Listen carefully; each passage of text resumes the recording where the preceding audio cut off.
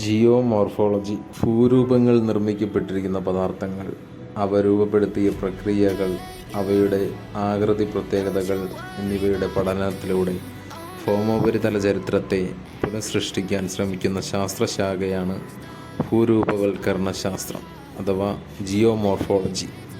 അപക്ഷയ പ്രക്രിയകൾ ഭൗമോപരിതലത്തിലെ പദാർത്ഥങ്ങൾക്കുമേൽ പ്രവർത്തിക്കുന്നതോടെ ഭൂരൂപവൽക്കരണ കാരണങ്ങളായ നദികൾ, ഭൂഗർഭജലം, കാറ്റ്, ഹിമാനികൾ, തിരമാലകൾ എന്നിവ അപരദനം ആരംഭിക്കുന്നു. അപരദനത്തെ തുടർന്ന് നടക്കുന്ന നിക്ഷേപണ പ്രവർത്തനങ്ങൾ മൂലവും ഭൗമോപരിതലത്തിന് മാറ്റങ്ങളുണ്ടാകുന്നു. ചെറുതോ സാമാന്യം വലിപ്പത്തിലോ ഉള്ള ഭൗമോപരിതല പ്രദേശങ്ങളാണ് ഭൂരൂപങ്ങൾ. പ്രധാനപ്പെട്ട രണ്ട് തരത്തിലുള്ള ഭൂരൂപണ നിർമ്മിതികളാണ് അപരദന വിധേയമായ ഭൂരൂപങ്ങളും നിക്ഷേപ ഫലമുണ്ടാകുന്ന ഭൂരൂപങ്ങളും. ഭീരൂപ താഴ്വരയും ഗിരികന്ധരങ്ങളും.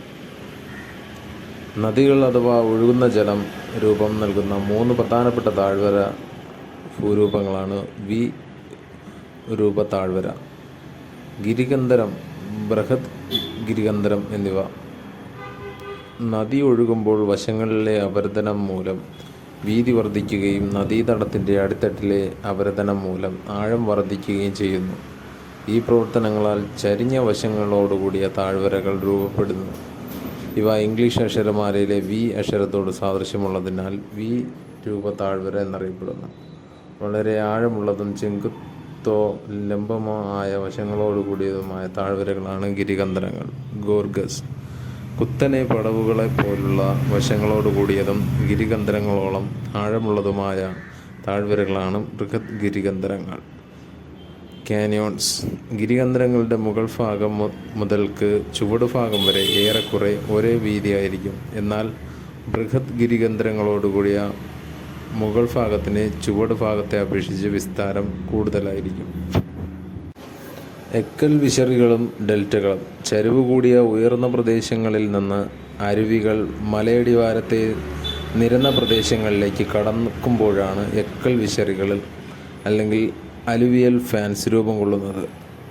നദീ സമതലത്തിലേക്ക് കടക്കുന്നതോടെ അവ വഹിച്ചു കൊണ്ടുവരുന്ന അവസാദങ്ങൾ വിസ്തൃതമായി താഴ്ന്നതോ ഉയർന്നതോ ആയ കോണാകൃതിയിൽ നിക്ഷേപിക്കപ്പെടുന്നതാണ് എക്കൽ വിശറി. എക്കൽ വിശറികളുടെ ഒഴുകുന്ന നദികൾ മിക്കപ്പോഴും ഏറെ ദൂരം അവയുടെ യഥാർത്ഥ ചാനലിൽ നിന്ന് വിട്ട് ഗതിമാറുകയും പിരിഞ്ഞൊഴുകുകയും ചെയ്യുന്നതിനെയാണ് കൈവഴികൾ എന്ന് വിളിക്കുന്നത്.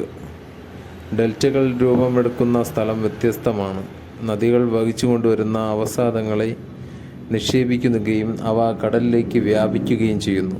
ഈ അവസാദങ്ങൾ കടലിലേക്ക് നിക്ഷേപിക്കപ്പെടാത്ത സാഹചര്യങ്ങളിലോ തീരത്തായി വിതരണം ചെയ്യപ്പെടാതിരിക്കുന്ന സാഹചര്യങ്ങളിലോ ഉയരം കുറഞ്ഞ കോണുകളിലായി നിക്ഷേപിക്കപ്പെടുന്നതാണ് ഡെൽറ്റകൾ.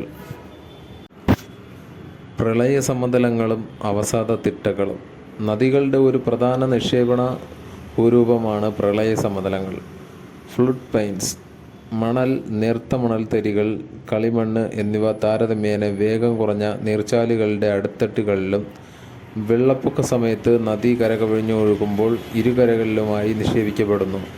നദീനിക്ഷേപങ്ങളാൽ നിർമ്മിതമായ നദീതൽപ്പത്തെ അടിത്തട്ടിനെ സജീവ പ്രളയ സമതലം എന്നും ആക്റ്റീവ് ഫ്ലഡ് പ്ലെയിൻ, തീരത്തിനേക്കാൾ ഉയരത്തിലുള്ള പ്രളയ സമതലത്തെ മന്ദപ്രളയ സമതലങ്ങൾ എന്നും പറയുന്നു. Inactive flood plain. ഡെൽറ്റകളിലെ പ്രളയ സമതലങ്ങളാണ് ഡെൽറ്റ സമതലങ്ങൾ. പ്രളയ സമതലങ്ങളുമായി ബന്ധപ്പെട്ട പ്രധാന ഭൂരൂപങ്ങളാണ് നദീതടങ്ങളും അവസാദ തിട്ടകളും അല്ലെങ്കിൽ നാച്ചുറൽ ലിവീസും പോയിന്റ് ബാർസ്.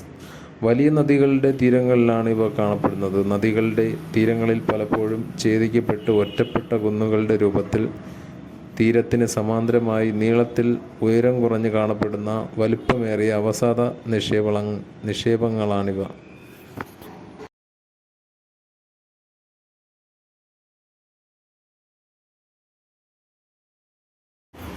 മിയാൻഡറുകളും ഓക്സോ തടാകങ്ങളും. നദി താരതമ്യേന ചരിവ് കുറഞ്ഞതോ നേരിയ ചരിവുള്ളതോ ആയ പ്രദേശങ്ങളിലൂടെ കടന്നു പോകുമ്പോൾ അവസാദ നിക്ഷേപങ്ങൾ നദിയുടെ ഒഴുക്കിനെ തടസ്സപ്പെടുത്തുന്നു. അതിൻ്റെ ഫലമായി നദി വളഞ്ഞു പുളഞ്ഞ് ഒഴുകി വലയങ്ങൾ സൃഷ്ടിക്കുന്നു.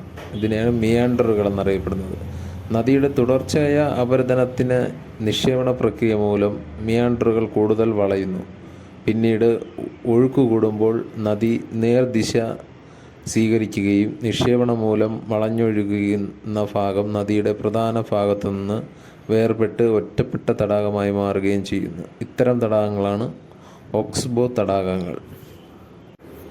സിങ്ക് ഹോളുകളും ലാപ്പീസുകളും ഭൂഗർഭജലത്തിൻ്റെ അപരദനം മൂലമുള്ള ഭൂരൂപങ്ങളാണ് പൂളുകൾ, സിങ്ക് ഹോളുകൾ, ലാപ്പീസ്, ചുണ്ണാമ്പുകൽ പ്രതലങ്ങൾ എന്നിവ. ഡോളമൈറ്റ് മേഖലകളിൽ ഭൂഗർഭജലത്തിൻ്റെ പ്രവർത്തനഫലമായി ലയന പ്രക്രിയയിലൂടെയും നിക്ഷേപ പ്രക്രിയയിലൂടെയും സവിശേഷ ഭൂരൂപങ്ങൾ ദൃശ്യമാക്കുന്ന മേഖലകളെ കാസ്റ്റ് ടോപ്പോഗ്രഫി എന്ന് വിളിക്കുന്നു. ലയന പ്രക്രിയയിലൂടെ ചുണ്ണാമ്പുകല്ല് ശിലാപ്രതലങ്ങളിൽ സോളോ ഹോളുകൾ അഥവാ കുരുവിക്കുഴികൾ എന്നറിയപ്പെടുന്ന ചെറുതോ ഇടത്തരം വലിപ്പമുള്ളതോ ആയ കുഴികൾ ഉണ്ടാക്കുന്നു.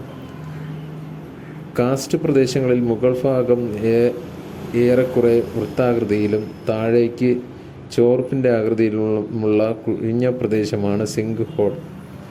കുഴികളും കിടങ്ങുകളുമുള്ള ചുണ്ണാമ്പുകൽ പ്രദേശത്ത് അങ്ങിങ്ങ് എഴുന്നു നിൽക്കുന്ന ഒറ്റപ്പെട്ട ഭാഗങ്ങളും ചാലുകളും വരമ്പുകളുമാണ് ലാപ്പീസ് എന്നറിയപ്പെടുന്നത്.